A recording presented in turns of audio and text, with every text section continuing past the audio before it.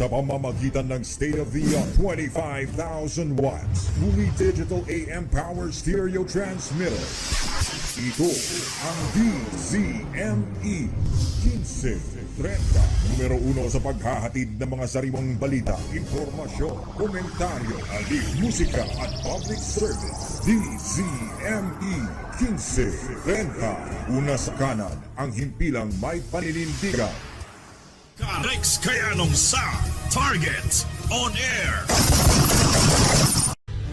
Abay, nabasa ko sa isang social media blog, para bang lahat to ng ibubutas so kay pambansang kamao Manny Pacquiao at para bang organisado, sabi nga meron hong isa ho dun sa mga nasa likod, di ba, na kung paano ho wasakin sa social media ito hon si Sen Manny Pacquiao at hindi ho biro mga kaibigan, hanggang sa susunod na taon para bang wala hong katapusan yung bangayan na magkakalabang paksyon dyan ho sa PDP laban at sabi nga hindi daw ho titigil yung partido sa ilalim ho ng pamumuno ho ni Sen Manny Pacquiao. At isa ho dun sa mga nasa likod, kumbaga ito ho si Senador Coco Pimentel, si Sen Nene, yung tatay ho ni Coco,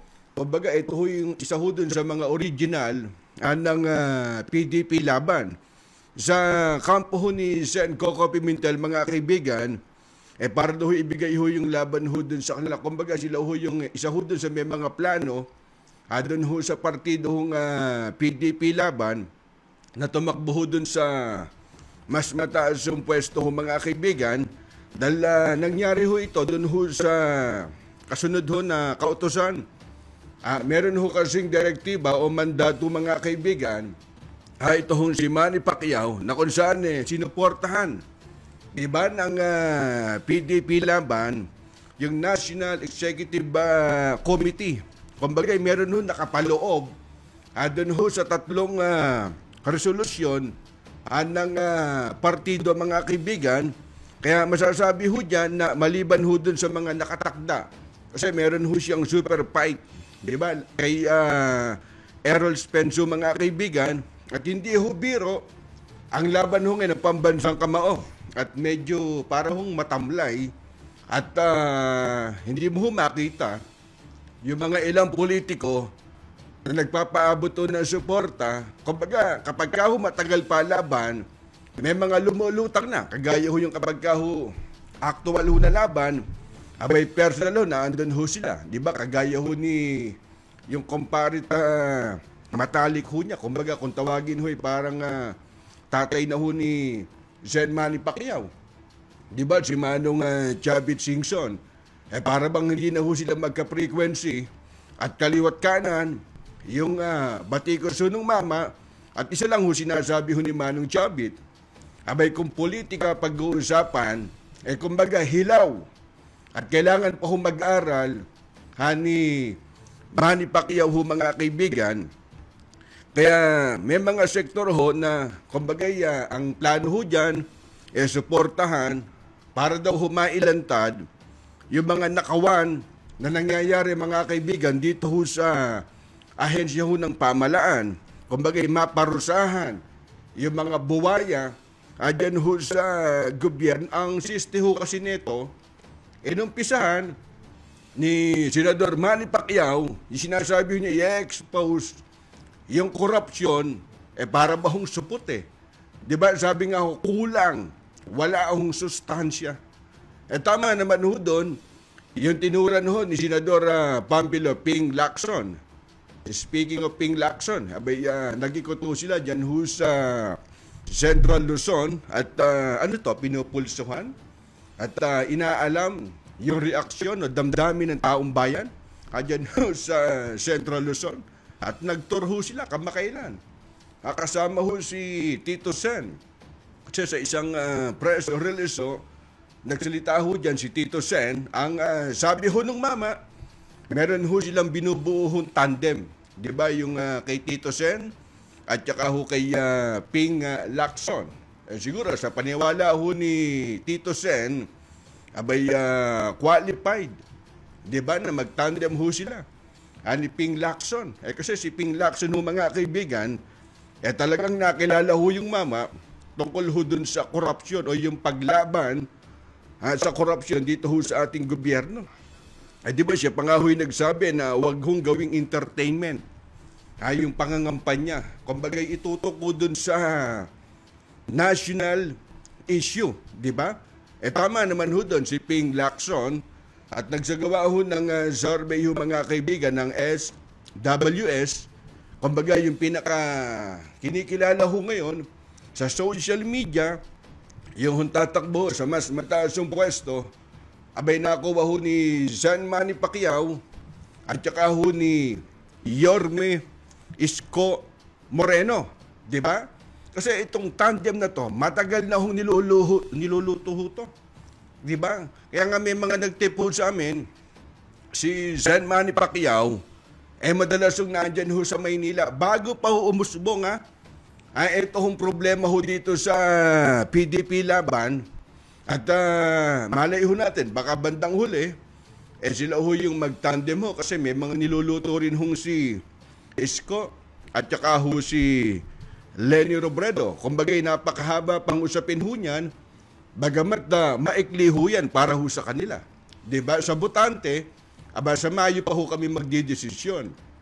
Pero sa kampo ho nila, mentras yung lumalapit na ho yung October, pahirapan ho sa kanila yan kung sino ho bubuuin ho nila.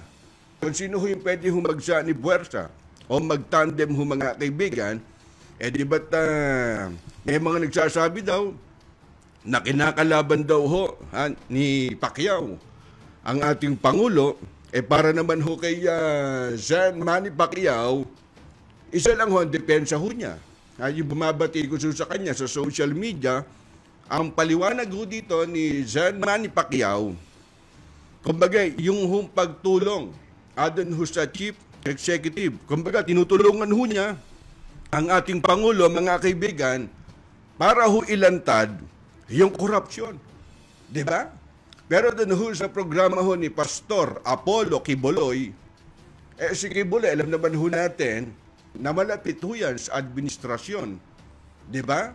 At malapit din ho yan nung araw kay pambansang kamao Manny Pacquiao. Bagamat hindi na ho sila magka-frequency ho ngayon, si Quiboloy at saka ho si Sean Manny Pacquiao, alam mo na kung ano ho kihinatnan. Diba? Binabanatan ni Pastor Quiboloy si Manny Pacquiao, kumbaga yung suporta ho ng mama, naandun ho sa Pangulo. Bakit kamo?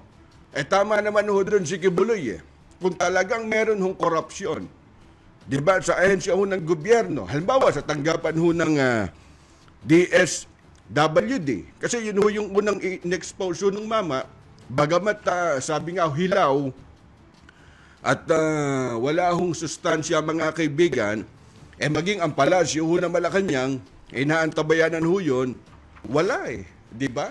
Yung in-expose ho niya dun ho sa DSWD, na tungkol ho dun sa yung download ba yan, dun ho sa Social Amelioration Program, yung e-wallet. Sabihin na ho natin, na meron hong katotohanan, tama. Pero in-expose ho niya, kulang di ba?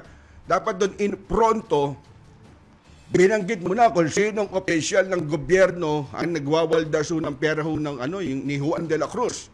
Diba? Siguro mas maniniwala pa ang taong bayan ho doon Kaya nga posibleng isulong daw ho, mga kaibigan, ay yung mga, sabi nga ho, yung pagtanggal. Ang plano ho kasi dito, gibain o alisin, nakikinig ko si Kuyang Brian Asa Cortez, Ang plano ho kasi dito, kumbagay si Baken o alisin, ito si Manny Pacquiao bilang acting president ng partidong PDP laban. Di ba may mga nagsasabi nga ho dyan, di ho acting president ho siya, pero pinaikot lang ho si Manny na wala ho siyang kakayahan, di ba, na magdesisyon dito ho sa PDP laban. Kasi maaga ho kasi siyang sabi nga ho maaga ho siyang nagdeklara na meron ho siyang personal ho na interest, yung pagtakbo Kagaya ho nung panahon ni Vice President Jejo Marbinay, kung pamilyar ho sa inyo, di ba? Maaga ho siya nagdeklara na tatakbo ho siyang presidente. Abay, kaliwat kanan, hinanapan ho ng butas. Lahat ng maanumalyang korupsyon, andyan ho sa Makati City Building, lahat.